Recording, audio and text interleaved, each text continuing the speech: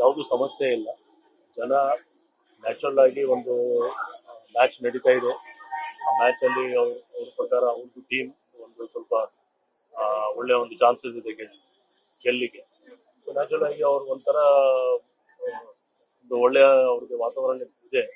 ಆದರೆ ನಮ್ಮ ಪೊಲೀಸ್ ಕಡೆಯಿಂದ, ಬ್ಯಾಂಗ್ಳೂರ್ ಸಿಟಿ ಪೊಲೀಸ್ ಕಡೆಯಿಂದ 3 ದಿವಸ ಹಿಂದೆ ನಾವು ಏನು ಇನ್ಸ್ಟ್ರಕ್ಷನ್ಸ್ ಕೊಟ್ಟಿದ್ದೀವಿ ಆ ಪ್ರಕಾರ ನಮ್ಮ ಎಲ್ಲ DCPs ಅವರ ಡಿವಿಷನ್ಸ್ ಅಲ್ಲಿ ಚೆನ್ನಾಗಿ ಬಂದೋಬಸ್ತ್ ಮಾಡ್ತಾ ಇರೋರು. ಅವ್ರು ಸ್ವತಃ ಎಲ್ಲ DCPs ಅವರೇ ರೌಂಡ್ ಅಲ್ಲಿ ಇದ್ದಾರೆ ಎಲ್ಲ.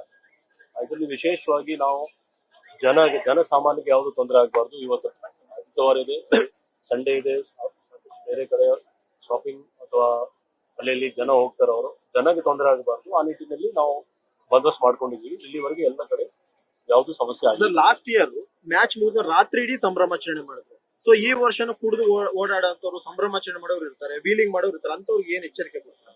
ಇಲ್ಲ, ನಮ್ಮ ಟ್ರಾಫಿಕ್ ಪೊಲೀಸ್ ಮತ್ತೆ ಲಾ ಅಂಡ್ ಆರ್ಡರ್ ಪೊಲೀಸ್ ಅವರು ಜಂಟಿಯಾಗಿ ಡ್ರಂಕ್ ಅಂಡ್ ಡ್ರೈವಿಂಗ್ ಬಗ್ಗೆ ಬಹಳ ಕಟ್ಟುನಿಟ್ಟಿಯಾಗಿ ಕ್ರಮ ತಗೊಳ್ತಾ ಇದ್ರು. ಅಲ್ಲಿ ಸಾಕಷ್ಟು ಕೇಸಸ್ ಬುಕ್ ಆಗಿದೆ ಅಲ್ಲಿ.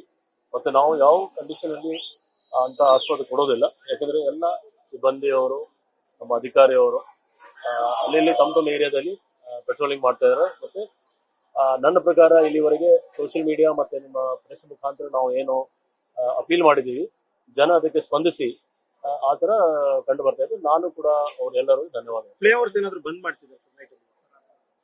ಫ್ಲೈಓವರ್ಸ್ ಹೌದು, ಫ್ಲೈಓವರ್ಸ್ ಕೂಡ ಬಂದ್ ಆಗ್ತಾ ಇದೆ. ಕೆಲವು ಇನ್ಸ್ಟ್ರಕ್ಷನ್ಸ್ ನಾವು ಕೊಟ್ಟಿದ್ದೀವಿ, ಆ ಪ್ರಕಾರ ನಾವು ಮಾಡ್ತಾ ಇದ್ದೀವಿ. ಫ್ಲೈಓವರ್ಸ್ ಬಂದ್ ಆಗ್ತಾ ಇದೆ. ಮತ್ತೆ ಸ್ಪೆಸಿಫಿಕ್ ಆಗಿ ಯಾವುದು ರೋಡ್ ಮೇಲೆ ಜನ ಸೇರಬಾರ್ದು ಅಂತ ನಾವು